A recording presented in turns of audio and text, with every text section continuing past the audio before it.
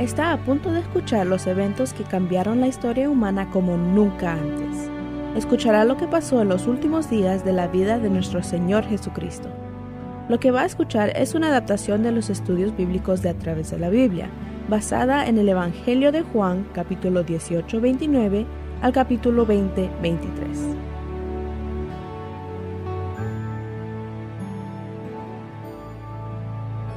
Estoy leyendo los versículos 29 al 32 de este capítulo 18 de San Juan. Entonces salió Pilato a ellos y les dijo: ¿Qué acusación traéis contra este hombre? Respondieron y le dijeron: Si éste no fuera malhechor, no te lo habríamos entregado. Entonces les dijo Pilato: Tomadle vosotros y juzgadle según vuestra ley. Y los judíos le dijeron: A nosotros no nos está permitido dar muerte a nadie, para que se cumpliese la palabra que Jesús había dicho, dando a entender de qué muerte iba a morir. Pilato sospecha que algo anda mal, y como decimos nosotros, trata de zafarse de esto. Les dice que juzguen a Jesús ellos mismos. No podía comprender lo que ocurría. El problema era que querían la pena de muerte y tenían que admitir que no podían darla. Ya no tenían autoridad, ya no eran los príncipes. Es interesante notar que estos hombres tuvieron obligadamente que confesar esto, después que habían declarado tan arrogantemente allá en el capítulo 8 de este Evangelio de Juan, versículo 33, diciendo que linaje de Abraham somos y jamás hemos sido esclavos de nadie. Juan nos dice que esto dio cumplimiento a lo que Jesús había profetizado. Usted recordará que allá en el capítulo 10 del Evangelio según San Marcos, versículo 33, Jesús les había dicho a sus discípulos que las autoridades religiosas judías le condenarían a muerte y que le entregarían a los gentiles. Hace unos meses que había predicho esto, y ahora allí estaba, ante Pilato, el representante de Roma, los gentiles, traído por los líderes religiosos que buscaban la sentencia de muerte. Si los judíos hubieran prendido a Jesús y le hubieran matado según su ley, le habrían matado a pedradas. Lea usted una vez más el Salmo 22 y fíjese si es que describe una muerte por lapidación o una muerte por crucifixión. Es obvio que describe una crucifixión con horadación de las manos y los pies, las agonías del colgar de una cruz. Los únicos que mataban por crucifixión eran los romanos. Jesús tuvo que ser entregado a los romanos para cumplir la profecía del Antiguo Testamento. Bien, continuemos ahora leyendo los versículos 33 al 35 de este capítulo 18 de San Juan. Entonces Pilato volvió a entrar en el pretorio y llamó a Jesús y le dijo: ¿Eres tú el rey de los judíos? Jesús le respondió: ¿Dices tú esto por ti mismo, o te lo han dicho otros de mí? Pilato le respondió: ¿Soy yo acaso judío? Tu nación y los principales sacerdotes te han entregado a mí. ¿Qué has hecho? Pilato quedó pasmado. No podía creer que hubiera alguien que alegara ser el rey de los judíos, ni que ellos tendrían la audacia de lanzar tal acusación. Pilato quiere salir de esto. Le gustaría ayudar a Jesús. Está adentro en la corte a solas con Jesús. Los judíos esperan afuera a causa de que tenían escrúpulos en cuanto a la contaminación. No querían contaminarse. Pilato estaría feliz si Jesús simplemente dijera que no es un rey y entonces podía salir de eso. Ahora, ¿quién es juzgado? ¿Pilato o Jesús? Los otros evangelios nos dicen cómo Pilato tomó agua y se lavó las manos delante del pueblo. Se lavó las manos, pero nunca le fue posible quitar con agua la culpa de su corazón. El credo más antiguo de la cristiandad declara que Jesús fue crucificado bajo Poncio Pilato. Continuemos ahora leyendo los versículos 36 y 37 de este capítulo 18 de Juan. Respondió Jesús: Mi reino no es de este mundo. Si mi reino fuera de este mundo, mis servidores pelearían para que yo no fuera entregado a los judíos. Pero mi reino no es de aquí. Le dijo entonces Pilato: ¿Luego eres tú rey? Respondió Jesús: Tú dices que yo soy rey. Yo para esto he nacido, y para esto he venido al mundo, para dar testimonio a la verdad. Todo aquel que es de la verdad, oye mi voz. Jesús había apelado a la cabeza de este hombre Pilato. Le hizo la pregunta lógica en cuanto al origen de su evidencia. Pilato se mofó de eso y dijo que los judíos habían lanzado la acusación. Ahora Jesús apelará al corazón de este hombre. Jesús tratará con él hombre a hombre. Le dice: Mi reino no es de este mundo. Jesús no dijo que su reino no estaría en este mundo. reinará como Rey de reyes y Señor de señores, y según Isaías 11:9, la tierra será llena del conocimiento de Jehová como las aguas cubren el mar. Pero su reino no será de este mundo, no será como este sistema mundial, no será una estructura de potestad edificada sobre intereses políticos, no se establecerá por medios mundanales. Jesús no será elegido rey por ninguna organización o partido político. Su reino no será edificado sobre la guerra, el tumulto, el odio y la amargura. Pilato mismo era un político pervertido que había comprado su puesto.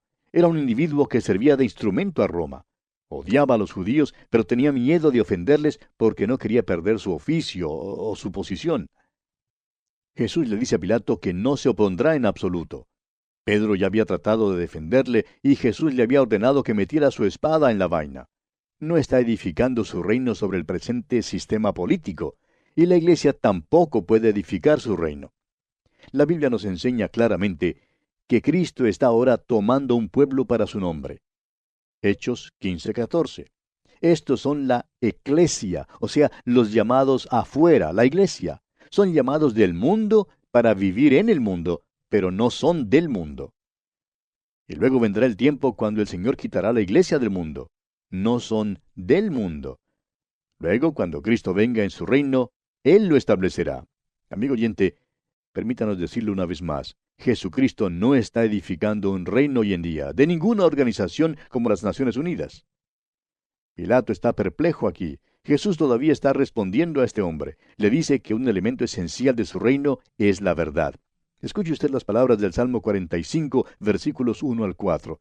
Dicen: «Rebosa mi corazón palabra buena, dirijo al Rey mi canto, mi lengua es pluma de escribiente muy ligero.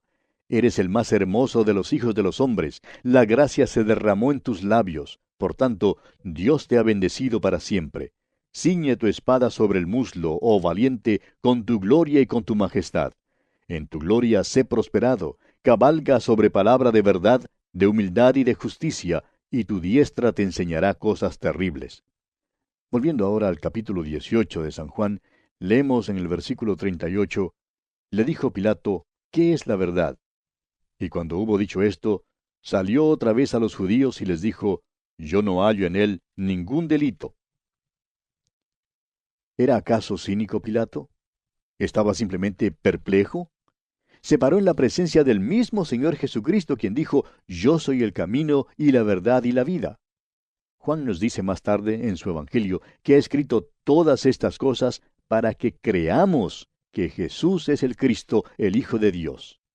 Amigo oyente, ¿trata usted de decir que Dios está muerto?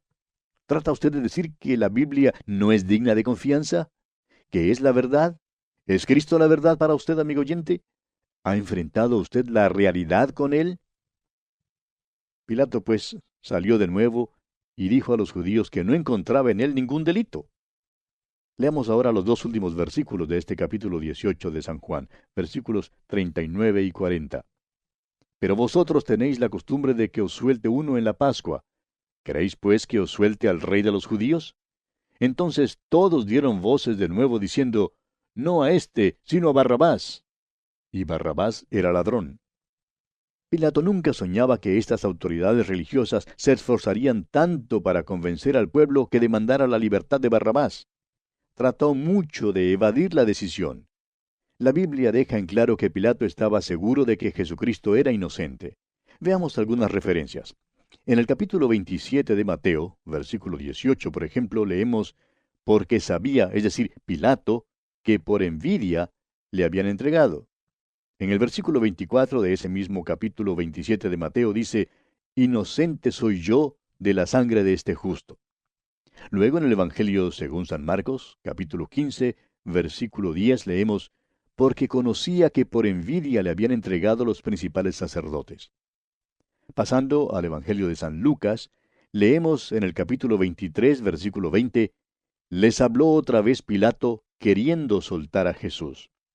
Y dos versículos más adelante, versículo 22 de ese mismo capítulo 23 de Lucas, «Ningún delito digno de muerte he hallado en él». Luego aquí en el versículo 38 de este capítulo 18 de Juan que estamos estudiando leemos, «Yo no hallo en él ningún delito». Más adelante, en el capítulo siguiente, el capítulo 19, versículo 12, dice, «Desde entonces procuraba Pilato soltarle». Y finalmente, en el capítulo 3 del libro de los Hechos de los Apóstoles, leemos en el versículo 13, «Pilato, cuando éste había resuelto ponerle en libertad».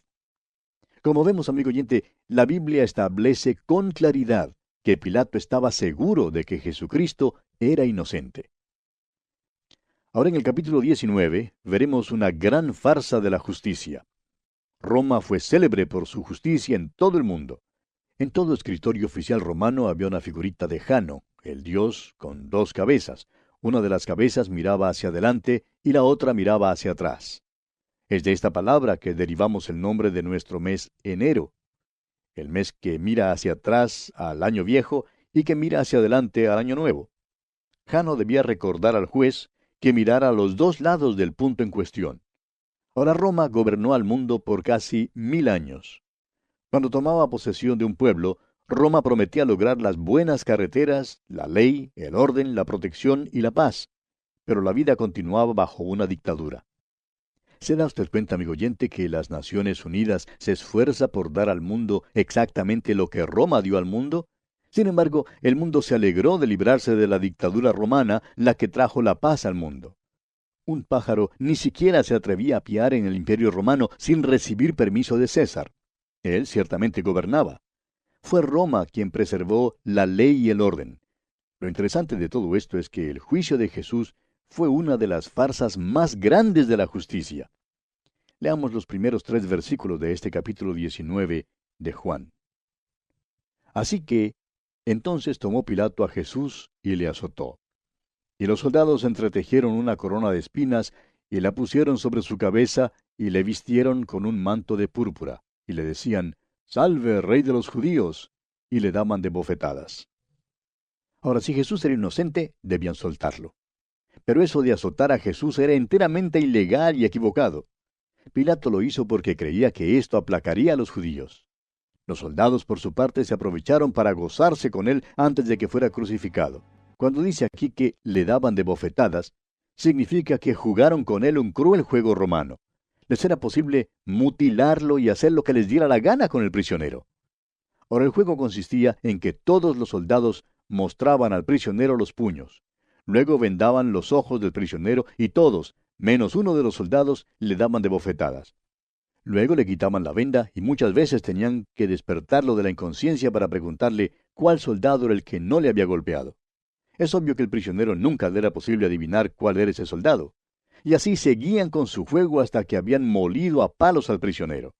Creemos que el Señor Jesús quedó tan mutilado que nunca le sería posible a uno reconocerle. El profeta Isaías dice en el capítulo 52 de su profecía, versículo 14 y la primera parte del versículo 15, «Cómo se asombraron de ti muchos, de tal manera fue desfigurado de los hombres su parecer, y su hermosura más que la de los hijos de los hombres. Así asombrará él a muchas naciones». Bien, volviendo ahora al capítulo 19 de San Juan, leamos los versículos 4 y 5. Entonces Pilato salió otra vez y les dijo, «Mirad, os lo traigo fuera para que entendáis que ningún delito hallo en él». Y salió Jesús llevando la corona de espinas y el manto de púrpura, y Pilato les dijo, «He aquí el hombre». Ahora Pilato y Jesús salen una vez más. Creemos que si usted hubiera estado allí, amigo oyente, y hubiera visto a Jesús, le habría partido el corazón.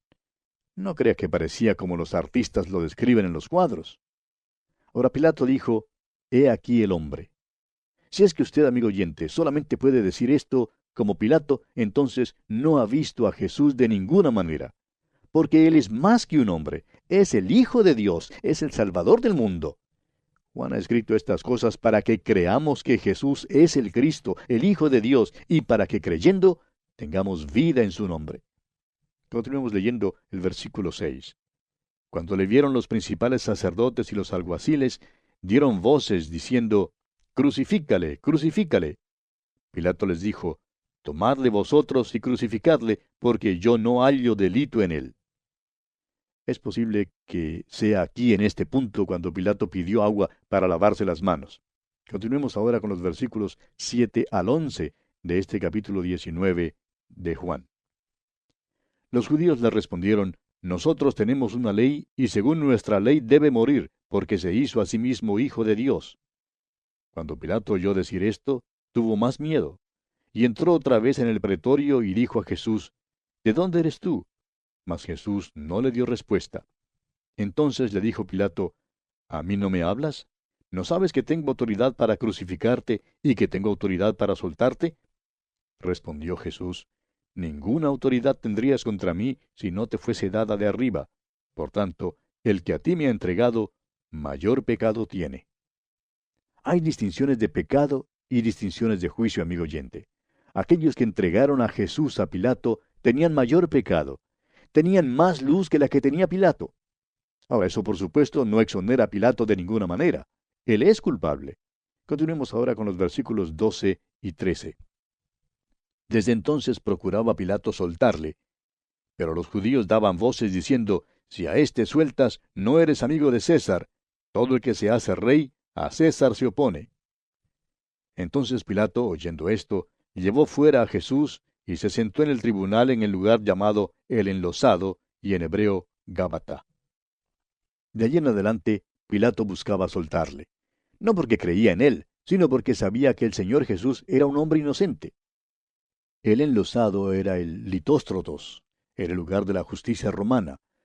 Julio César siempre llevaba uno móvil consigo para que a donde quiera que fuera, el Litóstrotos fuera levantado y allí pudiera pronunciar su juicio. Ahora este Gábata o Gabata es un lugar en Jerusalén el cual creemos se puede identificar con exactitud. Queda unos pocos metros debajo del nivel actual de la calle Exeomo. Allí están las piedras deterioradas, las cuales creemos pueden ser el enlosado Gabata. Jesús ahora se halla en manos de un político común y no de un juez de la justicia romana que Pilato debió haber sido. Estos líderes religiosos estaban dispuestos a delatar a Pilato ante el gobierno de Roma por haber permitido la subversión. Eso habría sido traición, y Pilato no quería que tal acusación fuera lanzada contra él. Pilato dejará entonces que su puesto político domine su justicia. Es cosa terrible, aún hoy en día, amigo oyente, cuando el gobierno, ya sea eclesiástico o estatal, se encuentra en manos de hombres que anhelan solamente el poder, los cuales no respetan ni a Dios ni al hombre. Continuemos leyendo los versículos 14 y 15 de este capítulo 19 de Juan. Era la preparación de la Pascua, y como la hora sexta. Entonces dijo a los judíos, He aquí vuestro rey.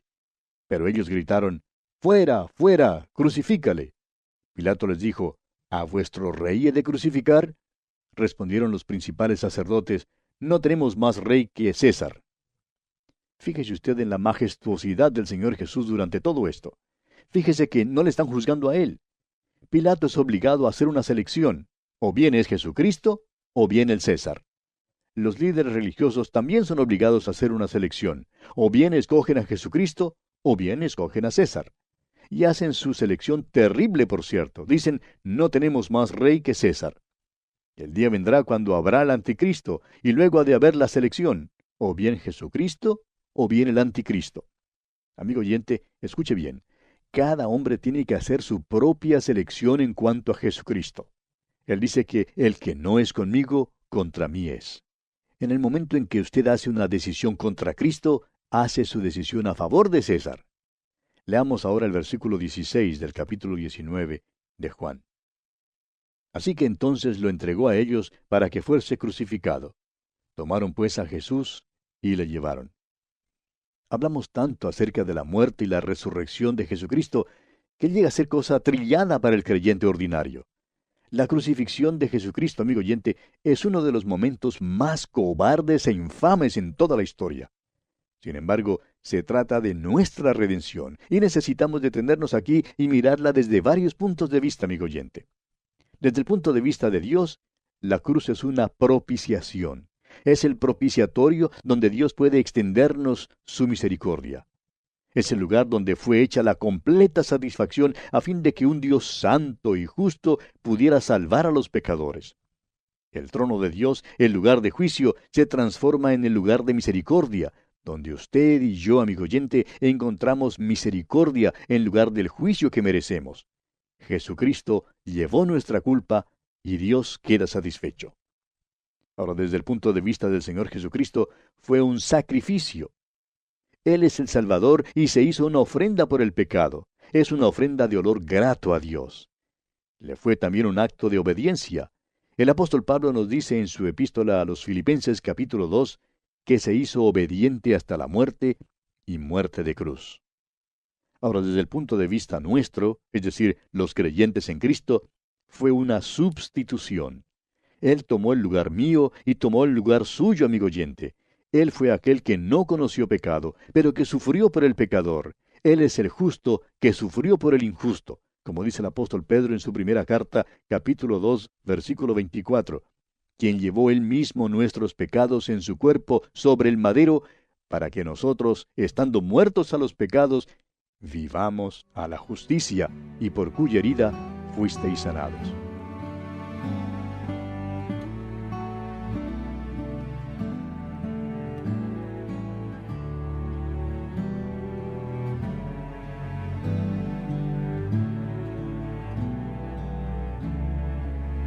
Desde el punto de vista del Señor Jesucristo, fue un sacrificio.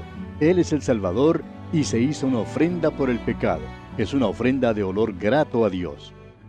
Ahora, desde el punto de vista de nosotros, es decir, los creyentes en Cristo Jesús, fue una substitución.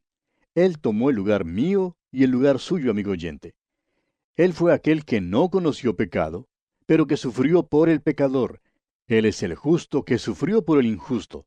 Como dice el apóstol Pedro en su primera carta, capítulo 2, versículo 24, quien llevó él mismo nuestros pecados en su cuerpo sobre el madero, para que nosotros, estando muertos a los pecados, vivamos a la justicia, y por cuya herida fuisteis sanados. Y desde el punto de vista de Satanás, fue un triunfo y también una derrota. Fue un triunfo para Satanás herir en el calcañar la simiente de la mujer, como fue predicho allá en Génesis capítulo 3. Es una derrota porque Jesús hirió a Satanás en la cabeza. Cristo ha destruido el poder de Satanás y el poder de la muerte. Ahora, desde el punto de vista del mundo, la cruz es nada más que un asesinato cruel. Ven a Jesús Nazareno, ven al hombre, ven la injusticia, pero recordemos lo que Pedro predicó en el capítulo 3 del libro de los Hechos de los Apóstoles, versículos 14 y 15, cuando dijo, «Mas vosotros negasteis al santo y al justo, y pedisteis que se os diese un homicida, y matasteis al autor de la vida, a quien Dios ha resucitado de los muertos, de lo cual nosotros somos testigos». Por tanto, le llevaron para ser crucificado. Y esto da cumplimiento a las palabras del Salmo 94, versículos 20 y 21, donde dice, «¿Se juntará contigo el trono de iniquidades que hace agravio bajo forma de ley? Se juntan contra la vida del justo y condenan la sangre inocente». Volviendo ahora al capítulo 19 de San Juan, continuemos leyendo los versículos 17 y 18. «Y él, cargando su cruz, salió al lugar llamado de la calavera, y en hebreo, Gólgota. Y allí le crucificaron, y con él a otros dos, uno a cada lado, y Jesús en medio». Ahora Juan no nos da una descripción minuciosa de la crucifixión. Hace mención del lugar y da muy pocos detalles. El general Gordon nunca se sintió satisfecho de la identificación del sitio dentro de las murallas de la ciudad que se señala como Gólgota. Hay una formación rocosa como una calavera fuera de las murallas de la ciudad, y creemos que ese es el verdadero lugar del Gólgota. Usted recordará que toda ofrenda por el pecado era llevada fuera del campamento a un lugar limpio, según lo estudiamos allá en el capítulo 4 de Levítico, versículo 12. Así como el Señor Jesús cumplió la profecía tocante a Él, así también cumple los tipos del Antiguo Testamento. Nuestra ofrenda por el pecado, el Señor Jesucristo, fue llevado fuera de la ciudad. El escritor a los Hebreos, en el capítulo 13, versículo 12 de su carta, pone énfasis en el hecho de que nuestro Señor padeció fuera de la puerta. Leamos ahora el versículo 19 de este capítulo 19 de Juan. Escribió también Pilato un título que puso sobre la cruz, el cual decía, Jesús Nazareno, Rey de los Judíos. Usted habrá notado que no hemos hecho ningún esfuerzo por armonizar los otros evangelios con el Evangelio de Juan. Cada uno es diferente y cada evangelio está escrito con un propósito diferente. Es pues necesario juntar todos los 4 evangelios para encontrar el título completo que pusieron en la cruz. Continuemos leyendo ahora los versículos 20 al 22 de este evangelio según San Juan. Y muchos de los judíos leyeron este título, porque el lugar donde Jesús fue crucificado estaba cerca de la ciudad, y el título estaba escrito en hebreo, en griego y en latín. Dijeron a Pilato los principales sacerdotes de los judíos: no escribas Rey de los judíos, sino que él dijo: soy Rey de los judíos. Respondió Pilato: lo que he escrito, he escrito. Este título fue escrito en hebreo, el lenguaje de la religión. Fue escrito en griego, el idioma de la cultura y la educación. Y fue escrito en latín, el idioma de la ley y el orden. Así pues, fue escrito para que todo el mundo viera que murió por todos. Este es el Evangelio que ha de ser predicado en el mundo. Esta es la única esperanza del mundo. Continuemos ahora con los versículos 23 y 24 de este mismo capítulo 19 de Juan. Cuando los soldados hubieron crucificado a Jesús, tomaron sus vestidos e hicieron 4 partes, una para cada soldado. Tomaron también su túnica, la cual era sin costura, de un solo tejido, de arriba abajo. Entonces dijeron entre sí: no la partamos, sino echemos suertes sobre ella, a ver de quién será. Esto fue para que se cumpliese la escritura, que dice: repartieron entre sí mis vestidos, y sobre mi ropa echaron suertes. Y así lo hicieron los soldados. Dice aquí: cuando hubieron crucificado a Jesús. Ningún escritor evangélico describe la muerte de Cristo.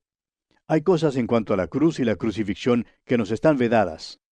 Dios bajó un velo sobre muchos de los detalles. Las tinieblas cubrían la tierra para que los hombres no vieran. En primer lugar, Dios no nos dará los detalles mórbidos simplemente para satisfacer nuestra curiosidad ociosa. En segundo lugar, se realizó allí una transacción entre el Padre y el Hijo. Fue una transacción por los pecados del mundo, y nosotros simplemente debemos hacernos a un lado. Lo único que podemos hacer es aceptar por la fe el perdón que se nos concede mediante la muerte de Cristo en la cruz. Esa es la única manera en que usted y yo, amigo oyente, penetraremos a aquellas tinieblas. Ahora, al parecer, su ropa era de aldeano, no muy buena. Alguien se la había dado, pero echaron suerte sobre ella al pie de la cruz. Estos romanos no lo sabían, pero estaban dando así cumplimiento a las Escrituras. Dice en el Salmo 22, versículo 18, repartieron entre sí mis vestidos, y sobre mi ropa echaron suertes. Volviendo ahora al capítulo 19 de Juan, continuemos leyendo los versículos 25 al 27. Estaban junto a la cruz de Jesús su madre y la hermana de su madre, María, mujer de Cleofas, y María Magdalena. Cuando vio Jesús a su madre y al discípulo a quien él amaba, que estaba presente, dijo a su madre: mujer, he ahí tu hijo. Después dijo al discípulo: he ahí tu madre. Y desde aquella hora el discípulo la recibió en su casa. Jesús llama a María mujer, así como la había llamado en las bodas de Caná, que se relata en el capítulo 2 de este Evangelio de Juan. Su hora había llegado. Debe morir, pero resucitará. Será glorificado. Su relación con ella se romperá, y para ella, tanto como para nosotros, Él será el Cristo glorificado. Su resurrección vindicará el nombre de ella para siempre, es decir, la reputación de ella quedará vindicada. Pero ella tiene que venir a Cristo por la fe, así como todos los demás creyentes. Mientras Él muere por los pecados del mundo, Él no la olvida. Sabemos que María oraba con los discípulos en el aposento alto después de la resurrección de Jesús. Y después de eso, ella no figura ya en el asunto. Mientras ella viviera, Juan la tendría en su casa y cuidaría de ella, así como el Señor le pidió que hiciera. Continuemos ahora leyendo los versículos 28 hasta el 30 de este capítulo 19 de San Juan. Después de esto, sabiendo Jesús que ya todo estaba consumado, dijo, para que la escritura se cumpliese: tengo sed. Y estaba allí una vasija llena de vinagre. Entonces ellos empaparon en vinagre una esponja, y poniéndola en un hisopo, se la acercaron a la boca. Cuando Jesús hubo tomado el vinagre, dijo: consumado es. Y habiendo inclinado la cabeza, entregó el espíritu. Juan con cuidado nos enseña que la escritura se cumple. Hay algunos capítulos en el Antiguo Testamento que tienen que ver especialmente con la crucifixión. Permítanos mencionar aquí el Salmo 22, Génesis capítulo 22, Isaías 53 y el capítulo 16 de Levítico. Hay 28 profecías que se cumplieron mientras él pendía de la cruz. La expresión tengo sed es el cumplimiento del Salmo 69, 21. ¿Consumado es? Ahora, ¿qué fue consumado? Pues la redención suya y la mía fue consumada, amigo oyente. En su informe al Padre le había dicho, he acabado la obra que me diste que hiciese. Por eso dijo, consumado es. Continuemos ahora leyendo los versículos 31 al 37 de este capítulo 19 del Evangelio según San Juan. Entonces los judíos, por cuanto era la preparación de la Pascua, a fin de que los cuerpos no quedasen en la cruz en el día de reposo, pues aquel día de reposo era de gran solemnidad, rogaron a Pilato que se les quebrasen las piernas y fuesen quitados de allí. Vinieron pues los soldados y quebraron las piernas al primero y asimismo al otro que había sido crucificado con él. Mas cuando llegaron a Jesús, como le vieron ya muerto, no le quebraron las piernas. Pero uno de los soldados le abrió el costado con una lanza, y al instante salió sangre y agua. Y el que lo vio da testimonio, y su testimonio es verdadero, y él sabe que dice verdad, para que vosotros también creáis. Porque estas cosas sucedieron para que se cumpliese la Escritura: no será quebrado hueso suyo. Y también otra Escritura dice, mirarán al que traspasaron. La primera profecía que Juan menciona aquí se cumplió. Dice en el Salmo 34:20, Él guarda todos sus huesos, ni uno de ellos será quebrantado. La segunda profecía todavía queda para ser cumplida. El profeta Zacarías, en el capítulo 12 de su profecía, versículo 10, dice, y mirarán a mí, a quien traspasaron, y llorarán como se llora por hijo unigénito. Ha sido traspasado, esa parte ya ha sido cumplida. Pero Zacarías dice que Él vendrá de nuevo, y que cuando venga, mirarán a Él, a quien traspasaron, y llorarán. Y pasamos ahora a considerar la sepultura de Jesús en la tumba de José de Arimatea. Tratamos con los hechos, con los grandes hechos históricos del Evangelio. Ahora, ¿qué es el Evangelio? El apóstol Pablo nos lo explica en su primera carta a los Corintios, capítulo 15, versículos 3 y 4, cuando dice, porque primeramente os he enseñado lo que asimismo recibí, que Cristo murió por nuestros pecados conforme a las Escrituras, y que fue sepultado, y que resucitó al tercer día conforme a las Escrituras. Estas son las verdades centrales del Evangelio. Nuestra salvación se basa en nuestra relación con esas verdades y con la persona de Jesucristo. Amigo oyente, ¿confía usted en Él? ¿Confía en lo que Él hizo por usted cuando murió en la cruz? ¿Cree usted que murió una muerte vicaria, sustitutiva y redentora por usted? Continuemos ahora con los versículos 38 al 40 de este capítulo 19 del Evangelio según San Juan. Después de todo esto, José de Arimatea, que era discípulo de Jesús, pero secretamente por miedo de los judíos, rogó a Pilato que le permitiese llevarse el cuerpo de Jesús. Y Pilato se lo concedió. Entonces vino y se llevó el cuerpo de Jesús. También Nicodemo, el que antes había visitado a Jesús de noche, vino trayendo un compuesto de mirra y de áloes, como 100 libras. Tomaron pues el cuerpo de Jesús y lo envolvieron en lienzos con especias aromáticas, según es costumbre sepultar entre los judíos. Los dos hombres que tocaron el cuerpo de Jesús eran hombres eminentes. José de Arimatea era rico, y Nicodemo era príncipe de los judíos, el que había venido a Jesús de noche. Los dos eran discípulos secretos y ahora por primera vez se declaran abiertamente. Y no debemos ser tan críticos de estos dos hombres. Se habían quedado callados, pero ahora los discípulos del Señor, todos se han dispersado como ovejas y se esconden. Y es ahora cuando precisamente estos dos hombres se presentan valientemente. Ahora recuerde usted, amigo oyente, que los hijos de Israel habían vivido en Egipto. Algunos creen que fueron ellos los que perfeccionaron el método de embalsamamiento de los egipcios.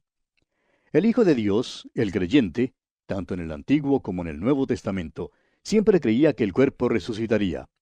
El apóstol Pablo, por ejemplo, nos dice en su primera carta a los Corintios, capítulo 15, versículos 42 y 43, se siembra en corrupción, resucitará en incorrupción. Se siembra en debilidad, resucitará en poder. Será pues un cuerpo glorificado. Por esa razón, el Hijo de Dios, el creyente, ha tenido siempre una reverencia y un cuidado especial con el cuerpo. Pero no hay nada de pagano en cuanto a eso.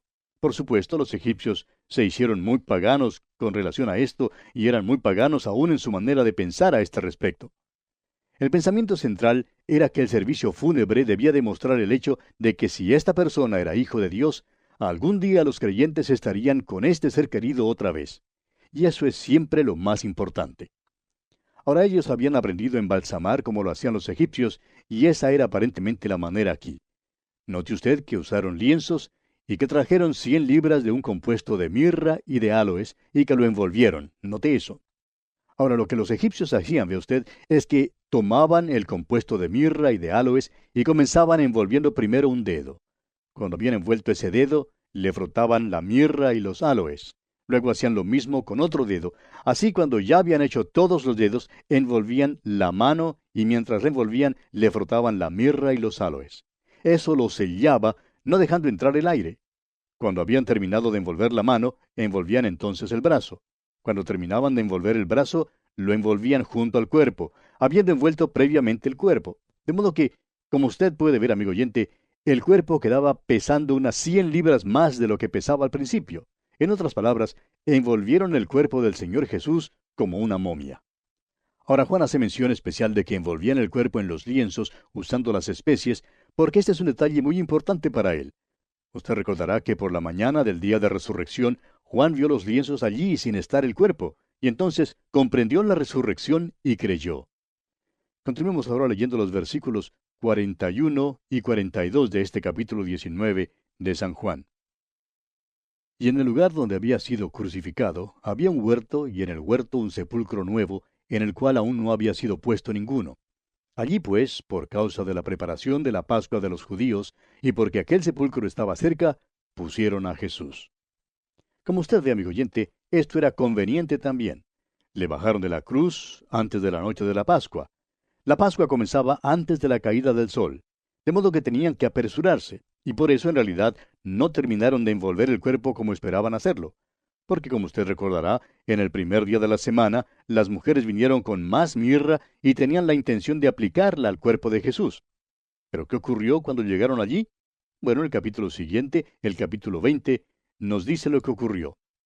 En este capítulo encontramos registrada la resurrección de Jesús. La resurrección de Jesucristo, amigo oyente, es el mismo corazón de la fe cristiana.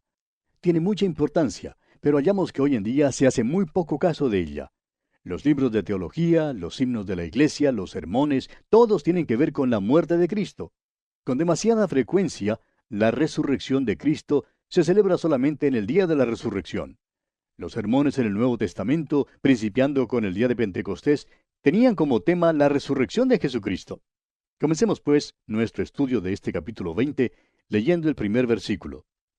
El primer día de la semana, María Magdalena fue de mañana, siendo aún oscuro, al sepulcro, y vio quitada la piedra del sepulcro.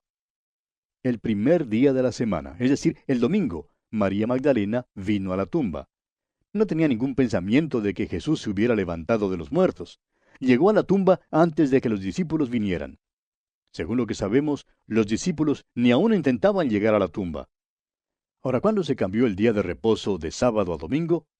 Se cambió cuando Jesucristo resucitó de los muertos. Estuvo muerto durante el sábado, pero resucitó el domingo.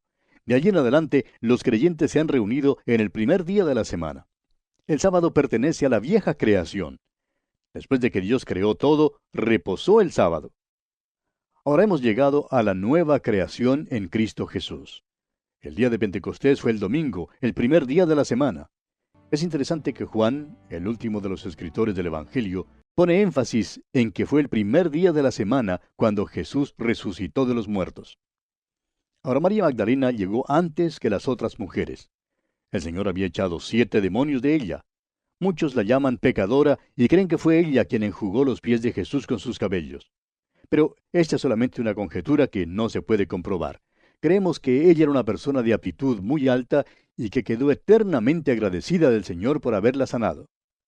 Es posible que fuera más enérgica o que tuviera más interés que las demás. Quizás era más joven y por eso llegó primero mientras todavía era oscuro. Ahora, cuando vio que el cuerpo de Jesús no estaba allí en el sepulcro, enseguida corrió para contárselo a Juan y a Pedro. Leamos el versículo 2 de este capítulo 20 de San Juan. Entonces corrió y fue a Simón Pedro y al otro discípulo, aquel al que amaba Jesús, y les dijo, «Se han llevado del sepulcro al Señor, y no sabemos dónde le han puesto». El discípulo al cual amaba Jesús es Juan. Cualquiera de los discípulos, excepto Judas Iscariote, pudiera haberse servido de este título para sí mismo. Inclusive usted, amigo oyente, le es posible también servirse de este título. El apóstol Judas en el versículo 21 de su carta dice, «Conservaos en el amor de Dios, esperando la misericordia de nuestro Señor Jesucristo para vida eterna». Consérvese, amigo oyente, en el amor de Dios, porque usted sabe que le ama. Es maravilloso tomar la posición que tomó Juan, el discípulo, aquel al que amaba Jesús. Ahora encontramos juntos a Simón, Pedro y a Juan. Juan lo ha recibido, y nos preguntamos si alguno de los otros discípulos, los buenos fundamentalistas, oyeron de la negación de Pedro y le excluyeron. Pero gracias a Dios que Juan lo recibió en un tiempo cuando Pedro necesitaba desesperadamente que alguien lo recibiera. Juan, el hijo del trueno, ha llegado a ser ahora el apóstol del amor. ¡Qué cosa más maravillosa es esa! Ahora María Magdalena no esperaba la resurrección. Ella pensaba que habían robado el cuerpo del Señor. ¿No le parece esto interesante, amigo oyente? Las autoridades religiosas acusarían después a los discípulos de robar el cuerpo del Señor. El primer pensamiento de María fue, las autoridades religiosas robaron el cuerpo del Señor. Creemos que las autoridades religiosas habrían dado cualquier cosa por poder presentar el cuerpo de Jesús en aquel primer domingo. Ahora Simón Pedro y Juan tampoco esperaban la resurrección.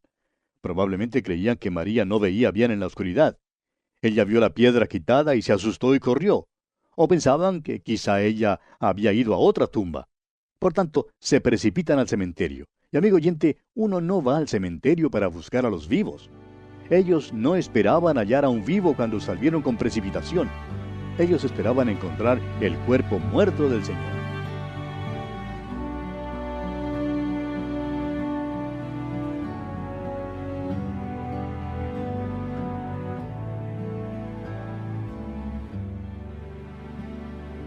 Y salieron Pedro y el otro discípulo y fueron al sepulcro. Corrían los dos juntos, pero el otro discípulo corrió más aprisa que Pedro y llegó primero al sepulcro. Este otro discípulo, como dijimos anteriormente, era Juan. Era más joven y pudo correr más aprisa que Simón Pedro. Esto confirma la tradición de que Juan probablemente era el más joven de los discípulos. Creemos que había una amplia diferencia de edades entre estos dos hombres.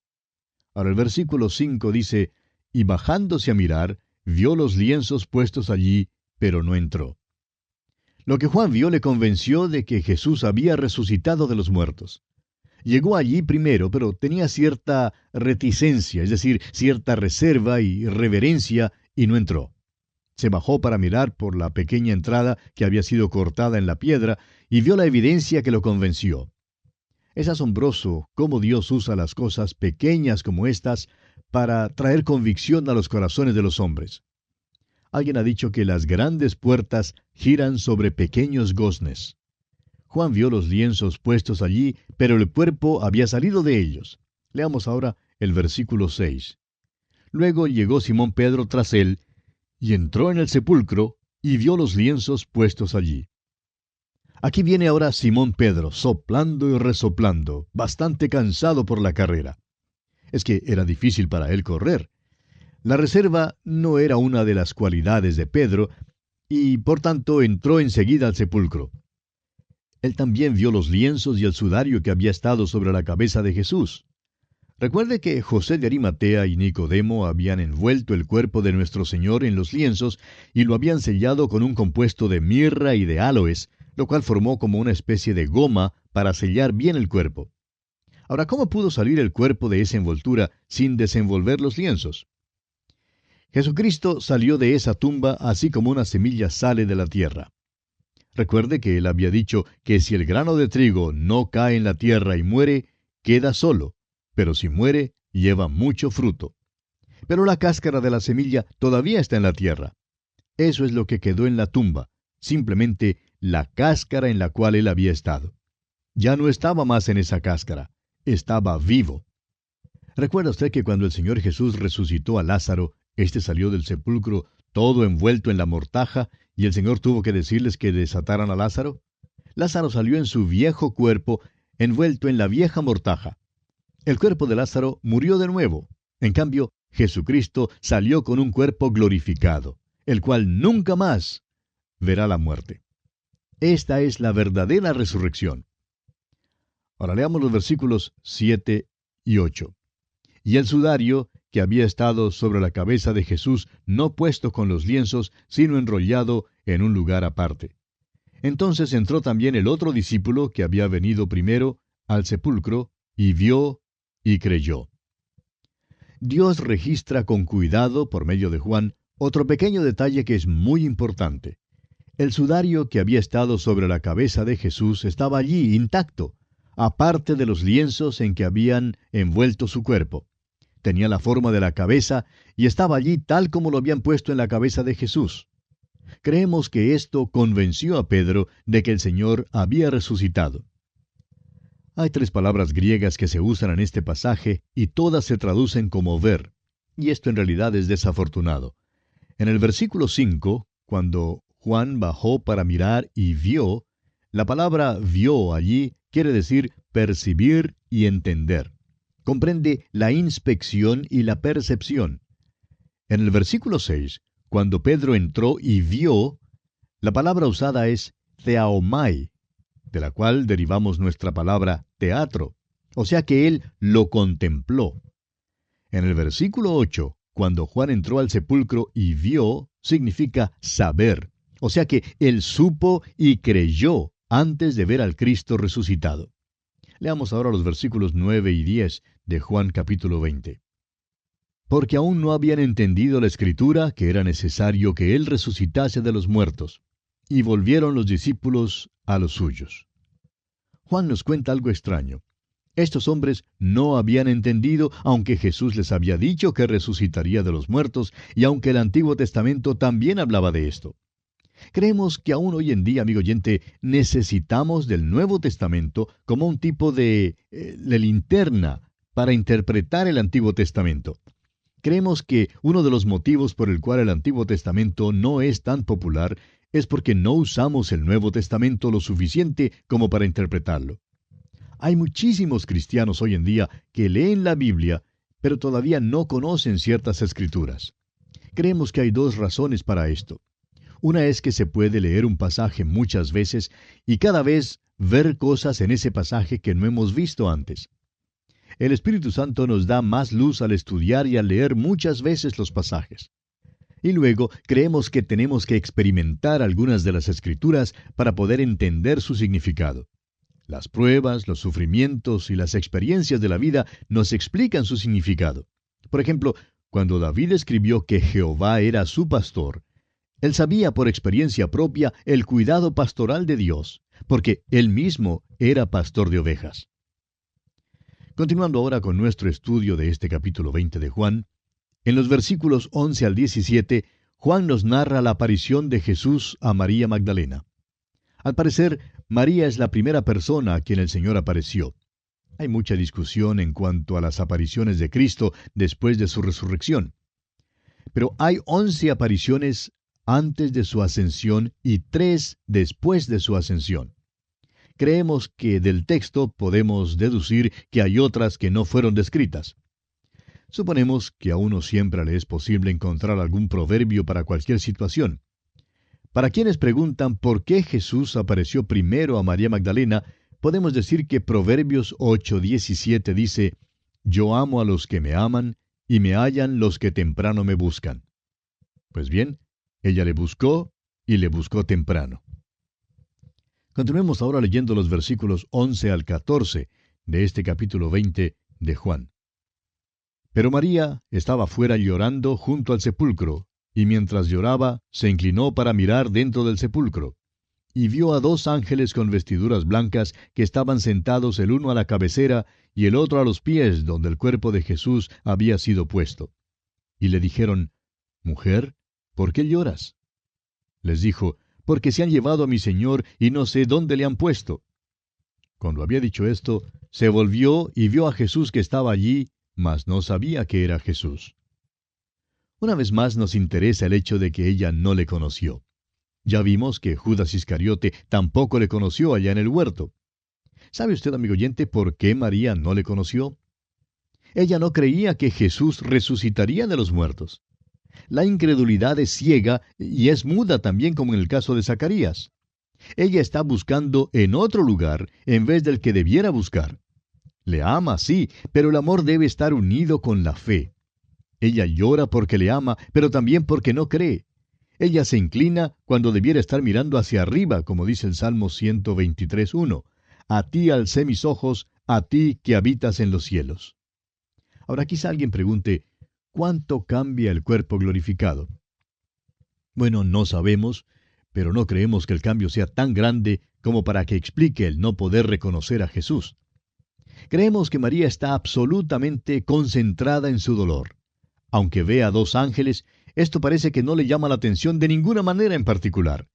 Los ángeles le hacen una pregunta, no porque no sepan la respuesta, sino porque tratan de despertar alguna evidencia de fe en María. Ella tiene una sola cosa en mente cuando responde. Él todavía está muerto y la respuesta probable es que el cuerpo haya sido robado, según lo razona María. Ella no espera ver vivo a Cristo y en su incredulidad no le conoce. Pero Jesús la llama por nombre en el versículo 16. Leamos ese versículo. Jesús le dijo, María. Volviéndose ella le dijo, Raboni, que quiere decir maestro. Ahora todo lo que Jesús hizo fue llamarla por su nombre, y ella inmediatamente reconoció su voz. ¿Puede usted imaginarse, amigo oyente, la sorpresa y a la vez el inmenso gozo que María sintió al escuchar otra vez la voz de su maestro? El Nuevo Testamento nos habla de las diversas ocasiones en que el Señor Jesús llamó a las personas por su nombre, incluyendo a aquellos a quienes Él levantó de los muertos. Amigo oyente, es nuestra opinión que si el Señor demora en regresar, y todos nosotros pasamos por la puerta de la muerte, nuestros cuerpos serán levantados cuando Él nos llame por nombre algún día, tal como Él llamó por nombre a aquellos a quienes Él levantó de los muertos cuando estuvo aquí en la tierra. Cada uno de nosotros escuchará llamar su propio nombre. Mis ovejas oyen mi voz, dijo Él. Creo que le escucharé llamar mi nombre. Volviendo al caso de la aparición de Jesús a María Magdalena, ella, en medio de su sorpresa y su gozo, se da media vuelta y ve a su maestro allí frente a ella, y trata de tocar a Jesús, pero él le hace una advertencia. Leamos el versículo 17. Jesús le dijo, no me toques, porque aún no he subido a mi Padre, mas ve a mis hermanos y diles, subo a mi Padre y a vuestro Padre, a mi Dios y a vuestro Dios. El Señor le dijo a María que no le tocara. La palabra tocar aquí es aptomai, que significa agarrarse. Más tarde dijo a los discípulos que le palparan. Ahora, ¿por qué esta diferencia? Él dice, porque aún no he subido a mi Padre. Esa es la razón por la cual ella no debía tocarle o agarrarse de él. Así es que, aparentemente, él sí subió al Padre antes de su aparición a los discípulos allá en el aposento alto. Creemos que el Señor Jesús presentó su sangre en el trono de Dios y que su sangre ha cambiado el tribunal de juicio en el propiciatorio que es hoy en día. Esa sangre fue derramada por el pecado suyo y por el mío. Creemos que la sangre estará allí por toda la eternidad como un testimonio eterno del precio que Él pagó por nosotros. Ahora fíjese usted que Jesús es específico en decir, subo a mi Padre y a vuestro Padre, a mi Dios y a vuestro Dios. Su relación con el Padre es diferente a nuestra relación con Él. Llegamos a ser hijos de Dios por medio de la fe en Cristo Jesús. Cristo, en cambio, es miembro de la Trinidad, el eterno Hijo de Dios, y aquí Él hace esta distinción. Permítanos hacer un pequeño paréntesis aquí, amigo oyente. Hemos estado hablando en cuanto a la resurrección y al cuerpo glorificado, y esto plantea la pregunta de cómo será en el cielo. El cuerpo glorificado es diferente, totalmente diferente, y sin embargo, no es diferente en el sentido en que la luz del día es diferente a las tinieblas. Creemos que nos conoceremos. Creemos que el cielo será tan diferente a lo que existe aquí que es difícil que nos imaginemos cómo es. Pero creemos que no será tan diferente como podríamos creer que será. ¿Le parece esto una paradoja? Nosotros creemos que habrá cierto tipo de cambio, pero no habrá en realidad el tipo de cambio que nosotros creemos, sino uno completamente diferente. ¿Ha oído usted, amigo oyente, a alguien decir a sus hijos que algún día irán al cielo y que serán ángeles y que cantarán con los ángeles? Bueno, amigo oyente, eso no es cierto. Vamos a ser las mismas personas con la misma personalidad, pero sí vamos a ser cambiados. Seremos libres de la naturaleza vieja y tendremos una naturaleza completamente nueva. Continuemos ahora leyendo los versículos 18 y 19 de este capítulo 20 de Juan. Fue entonces María Magdalena para dar a los discípulos las nuevas de que había visto al Señor y que Él le había dicho estas cosas. Cuando llegó la noche de aquel mismo día, el primero de la semana, estando las puertas cerradas en el lugar donde los discípulos estaban reunidos por miedo de los judíos, vino Jesús y puesto en medio les dijo: paz a vosotros. Estos hombres se habían dispersado cuando Cristo fue crucificado, pero ahora parece que se habían reunido y escondido en un cuarto porque tenían miedo. Las puertas estaban cerradas, lo cual en realidad quiere decir que estaban trancadas. ¿Ha notado usted que cuando lo sobrenatural toca lo natural, el mensaje que siempre viene es paz o no temáis? El mensaje que Él tiene para ellos ahora, cuando su deidad toca la humanidad de ellos, es paz a vosotros. Esta es la paz que viene al ser justificados por la fe por medio de nuestro Señor Jesucristo. Esto nos da paz con Dios. Leamos ahora el versículo 20. Y cuando les hubo dicho esto, les mostró las manos y el costado, y los discípulos se regocijaron viendo al Señor. Como usted ve, amigo oyente, aquí le reconocieron cuando le vieron. Claro que estos hombres estaban asustados. Jesús apareció en su cuerpo glorificado y entró en el cuarto, aunque las puertas estaban cerradas y bien trancadas. Aprendemos de esto que el cuerpo glorificado no está sujeto a las leyes del universo material. Es por eso que creemos que cuando ocurre el arrebatamiento y los cuerpos sean cambiados, no habrá ningún problema en que nosotros recibamos al Señor en el aire. Pero fíjese que, aunque es cuerpo glorificado, tiene las señales de las heridas en sus manos, en sus pies y en su costado. Hay una analogía extraña a aquel cuerpo que ha sido clavado en la cruz. Las cicatrices están allí. Ahora no creemos que habrá cicatrices en nuestros cuerpos. Creemos que esas cicatrices están en el cuerpo de Jesús porque son las cicatrices que llevó por nosotros. Creemos que sufrió esas heridas por nosotros para que usted y yo, amigo oyente, pudiéramos ser presentados delante de Él santos y sin mancha. Él tomó nuestro pecado y esas cicatrices serán la evidencia de eso por toda la eternidad. Leamos ahora el versículo 21 de este capítulo 20 de Juan. Entonces Jesús les dijo otra vez: paz a vosotros. Como me envió el Padre, así también yo os envío. No creemos que el Señor simplemente se repita a sí mismo. Creemos que esta paz aquí es una paz diferente. En el versículo 19 fue la paz de la redención, la paz con Dios. La redención ya es completa. Esta es la paz descrita ya en Mateo 11:28, donde el Señor Jesús dijo: venid a mí todos los que estáis trabajados y cargados, y yo os haré descansar. Este es el descanso de la redención, la paz de la redención. Pero hay otra paz. Es la paz de Dios. Es la paz de aquellos que están en comunión con Dios y que hacen su voluntad.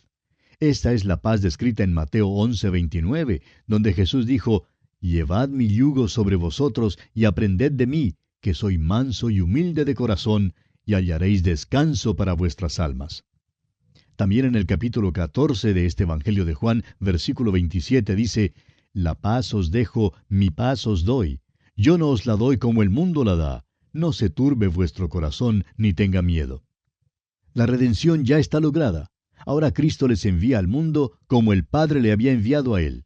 Él había mencionado esto antes en su oración. Dijo allá en el capítulo 17, versículo 18 de este Evangelio de Juan: como tú me enviaste al mundo, así yo los he enviado al mundo.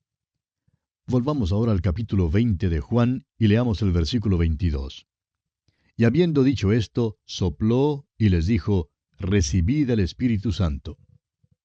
Este período de historia es un período de transición entre la ley y la gracia.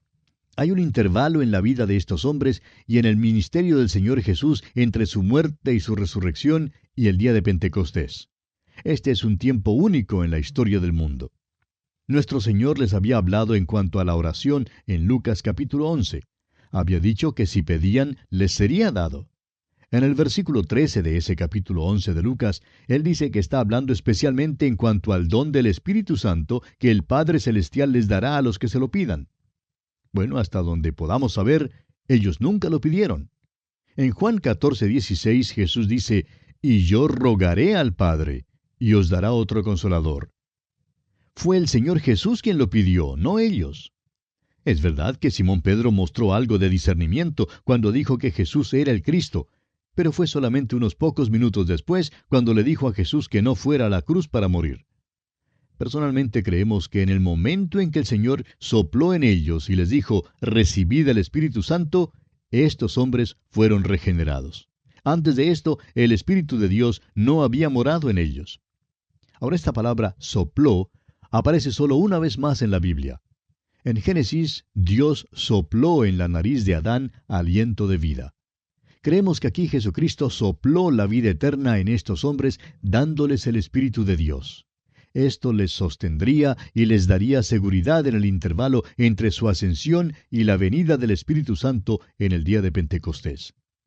En el día de Pentecostés, el Espíritu Santo vendría y serían bautizados por el Espíritu en el cuerpo de Cristo. Serían también investidos de poder desde lo alto. En aquel día, la Iglesia comenzaría su existencia. Desde ese tiempo hasta el presente, el Espíritu Santo está en el mundo, mora en el creyente y bautiza a cada creyente en el cuerpo de Cristo. Leamos ahora el versículo 23 de este capítulo 20 de Juan. A quienes remitiereis los pecados, les son remitidos, y a quienes se los retuviereis, les son retenidos. Este es un versículo importante, pero es muy mal entendido. Juan Calvino ha escrito lo siguiente: cuando Cristo manda a los apóstoles a remitir los pecados, no les transfiere lo que es atributo exclusivo de Él mismo. Pertenece a Él perdonar los pecados. Simplemente les manda en su nombre a proclamar el perdón de pecados. En ninguna parte del libro de los Hechos, ni en las epístolas encontramos algún caso de un apóstol remitiendo los pecados de alguien.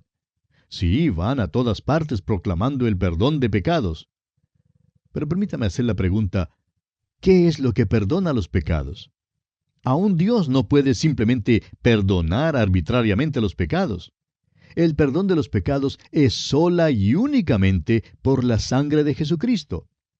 En los días del Antiguo Testamento, el perdón de pecados se basaba en el hecho de que Cristo vendría y moriría. En el Antiguo Testamento, Dios salvaba a crédito, por así decirlo, hasta cuando Cristo viniera y pagara la pena. Hoy en día, Dios perdona nuestros pecados cuando creemos que Cristo murió por ellos.